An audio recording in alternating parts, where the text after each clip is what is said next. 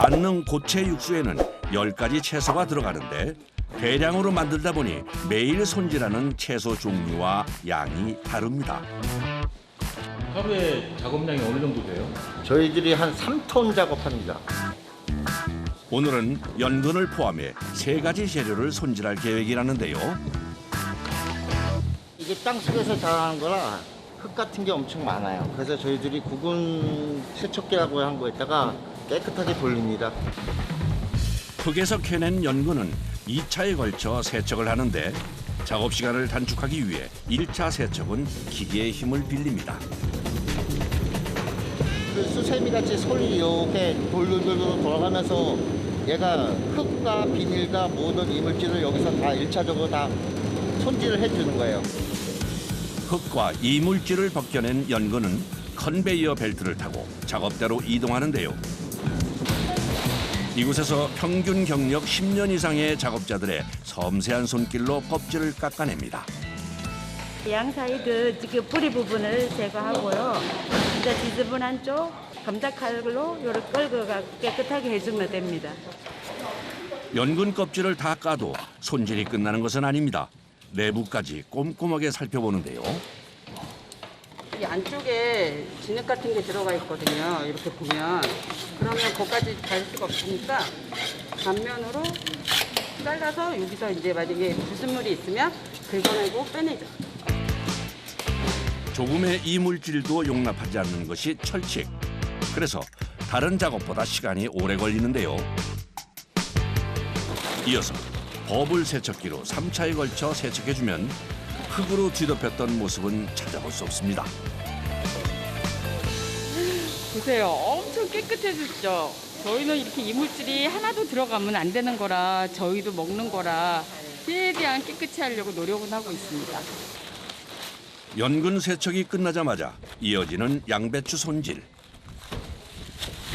좀 깨끗한 거라도 들어오면 좋겠는데 오늘 이거는 어째도 애지간한 거 다 벗겨내고요.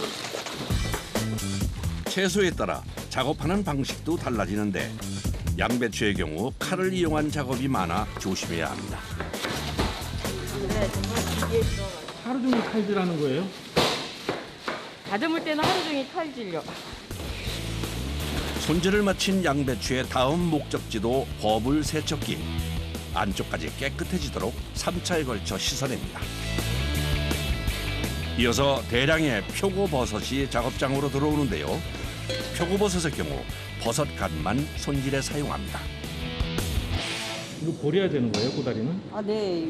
이 키울 때 이렇게 나무에다 해서 키우잖아요. 그러면 뭐 균이나 이런 게 많이 들어갈 수가 있어서 버려야 해요. 표고버섯도 숙련된 작업자의 손길을 거쳐 손상 없이 세척 작업을 마칩니다. 이제 분쇄 작업 들어갑니다. 분쇄기에 넣자 얇은 조각으로 썰려 나오는 연근. 자동화 공정이지만 작업자의 일은 계속됩니다. 지금 뭐 확인하시는 거예요? 저기 이물질 들어가 있나 안 들어가 있나 재차 확인하는 거예요. 분쇄기에서 나온 양배추를 정리해서 옮겨주는 것도 작업자의 몫이죠. 왼처리 과정이 이렇게 하루 종일 서 있어야 되는 작업이에요? 예, 저희들은 거의 앉아있을 시간은 없어요.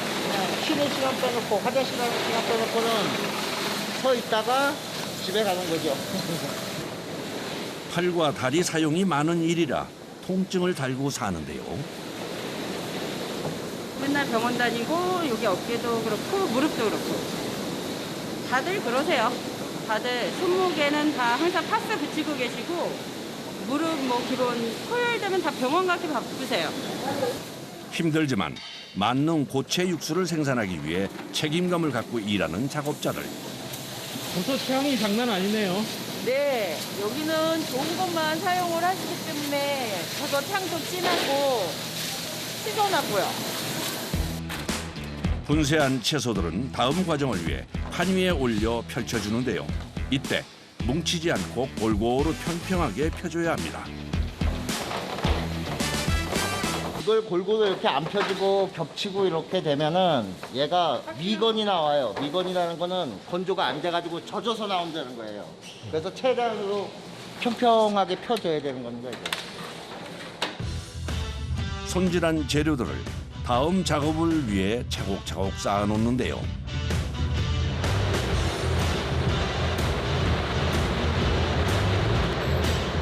트레이에 옮겨 담은 채소를 재빨리 냉동고 안으로 밀어넣어 급속 동결 과정에 들어갑니다.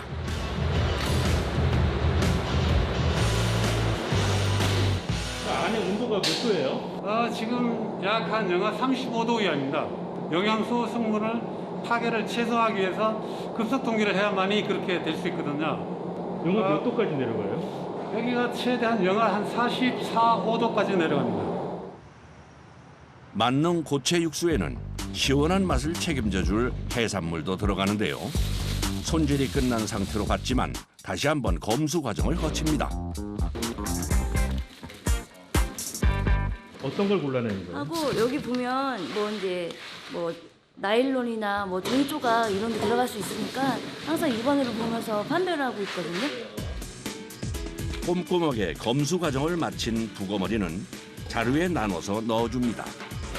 채소와 달리 추출하는 과정을 거치기 때문인데요. 일단 머리 쪽 부분이 영양가도 많고 그래서 그쪽으로 이제 국물을 낼 때 아무래도 조금 더 이제 맛도 좋고 그렇기 때문에 북어 머리 쪽을 많이 사용하고 있습니다. 북어머리를 온전히 추출하기 위해서 자루 입구는 단단히 묶어주는데 이렇게 모아놓으니 양이 엄청납니다. 작업량이 어느 정도 돼요, 하루에? 저희 원물로 하면 하루에서 4톤에서 5톤씩 하고 있습니다. 어디로 가져가는 건가요? 추출을 해야 돼가지고 추출 탱크로 이동하고 있습니다. 양이 많아서 성인 남자 둘이 달라붙습니다. 이건 가압 탱크라고 하는데요. 이 원료를 넣고 115도에서 100분 정도 추출하고 있습니다. 무게가 상당하다 보니 탱크 입구 쪽으로 옮기기 위해선 지게차를 이용하는데 넣을 땐 꼭 작업자의 손을 거쳐야 한답니다. 자루 한 개를 중심에 넣고 주위를 6개의 자루로 둘러싸 겹치지 않게 쌓아야 하기 때문인데요. 막 넣다가 보면은 이제 막 겹치다 보면 이제 추출이 되는 부분이 있고 안 되는 부분이 있다 보니까 이제 맛에도 영향이 많이 차이가 있는 것 같습니다. 2개의 탱크에 나눠 놓으면 추출 준비가 끝납니다. 시장을 넣어주면 이제 물이 나올 거예요. 내부에 물이 차면 115도에서 북어머리에 시원한 맛이 우러나도록 추출하는데요. 2시간 후 추출이 끝난 건가요? 네, 이제 추출 끝나서 이제 가압된 거를 이제 풀라고 합니다. 탱크 밸브는 내부 상태를 살피며 서서히 푸는데요. 사고가 날 수도 있어 숙련된 작업자가 도맡아서 작업을 합니다. 이게 위험한가요? 네, 이게 아무래도 이제 압이 차이다 보니까 저희가 잘못 열면 이게 터질 수가 있거든요. 그래서 조심조심하게 열고 있습니다. 압력을 낮추자 내부에서 갑자기 솟구쳐 오르는 거품. 끓고 있는 거예요, 지금? 이게 압을 빼면서 이제 밑에 있던 액들이 난리치고 있는 거예요. 끓고 있는 것보다는 그냥 압을 빼면서 생기는 현상이라고 보시면 됩니다. 내부 압력이 떨어지면 추출물을 옆 탱크로 옮겨야 하는데요. 추출 탱크랑 이제 농축 탱크랑 뒤쪽에 보시면 연결되어 있는 부분이 있거든요. 탱크에서 탱크로 바로 옮기고 있습니다. 탱크의 압력을 낮추기 위해 빼낸 대량의 수증기가 빠르게 작업장 안으로 퍼지며 작업자들을 뜨겁게 덮칩니다. 에어컨을 틀어놔도 현장 온도가 35도 이상이 되다 보니까 이 작업을 할 때는 엄청 열기가 심해갖고 항상 땀나게 됩니다. 고된 작업 현장 속에서도 모든 과정을 꼼꼼하고 세심하게 신경 쓰는 작업자.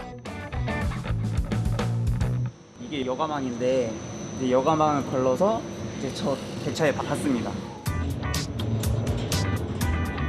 여과망을 거치면 작업자들의 땀과 노력이 담긴 북어머리 농축액이 완성됩니다. 이게 어느 정도 비율로 나오는 거예요? 이게 원료 5톤을 넣으면 추출하고 이제 농축 과정을 거치셔서 마지막으로 나오는 농축액이 900kg에서 1톤 정도 나옵니다. 농축 과정을 통해 진하고 깊은 맛이 만들어지는데요. 다른 해산물도 이 과정을 거칩니다. 요거는 바지락입니다, 이거는. 요거는 갓소예요. 이게 갓소입니다. 이외에 참치, 멸치, 다시마까지 총 6가지 해산물 농축액을 배합하고 채소와 같은 방법으로 급속 동결에 들어가는데요. 이 액상도 동결건조 들어가는 거예요? 예, 이것도 액상도 동결건조합니다. 3일이 지나고 드디어 냉동고에서 재료들을 꺼내는 날입니다.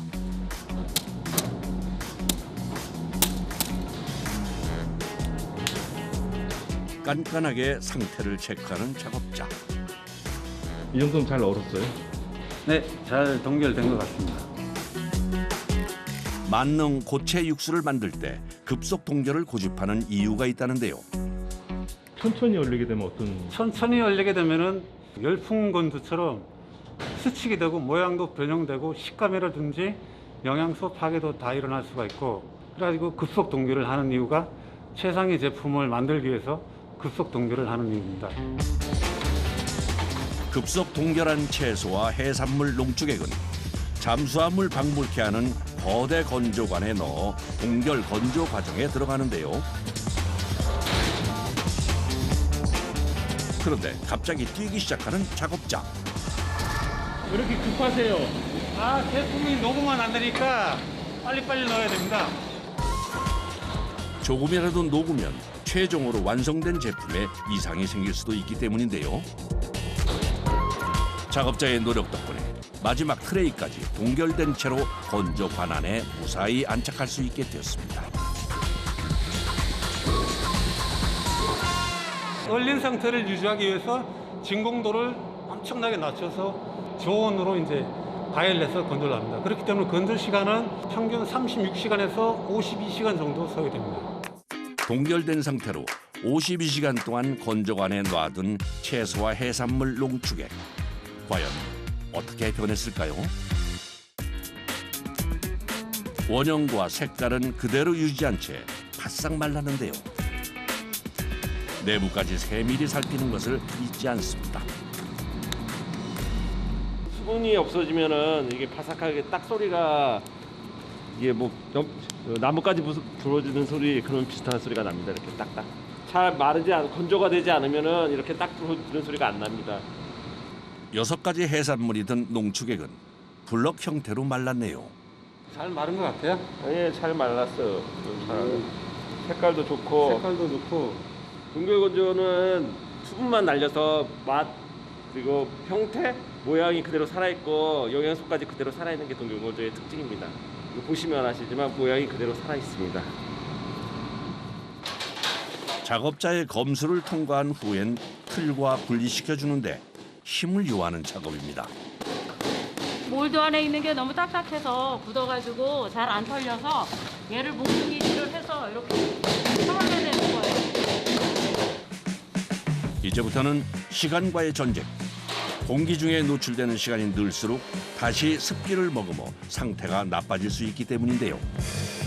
저희 분쇄실 같은 경우는 항온항습기가 설치되어 있고요. 그다음에 이제 온습도계가 있어서 분쇄실 내에 항온항습이 항상 유지가 되어야 되고요. 그다음 이제 원물의 특성상 빠른 시간 내에 그다음에 분쇄를 마쳐야 됩니다. 분쇄를 맡은 작업자의 손길이 바빠집니다. 10가지 채소와 6가지 해산물 농축액을 하나로 합치기 위해선 분쇄의 밀도가 관건. 이제 원물에 따라서 분쇄 밀도가 다 다르긴 한데 현재는 이것은 약 한 80에서 100메시 정도로 분쇄를 하고 있고요. 우리가 실생활에서 느끼기에는 밀가루 분말 정도의 곱기라고 생각하시면 됩니다. 나머지 동결 건조된 재료들도 똑같이 반복해서 빠르게 분쇄해 줍니다.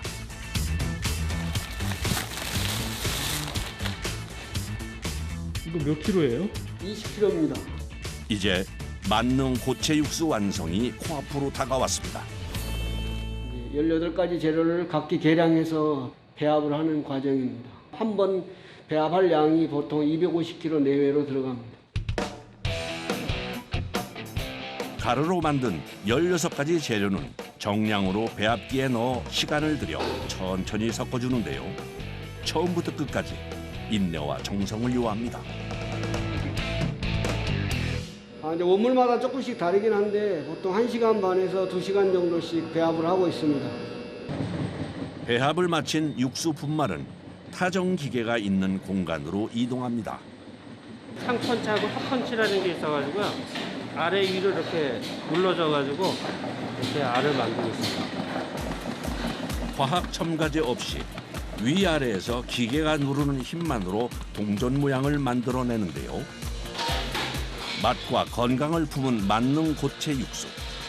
다양한 요리에 활용 가능하다는 강점으로 바쁜 현대인들에게 인기몰이 중인데요. 포장까지 마치면 긴 작업이 끝납니다. 저희가 이렇게 힘들게 만들잖아요. 만들고 나서 주변에서 이제 저희 제품을 다시 재구매해 주시고 또 맛있다고 얘기 듣고 그러면 괜히 또 뭐 자부심 같은 것도 생기고 보람을 느끼죠.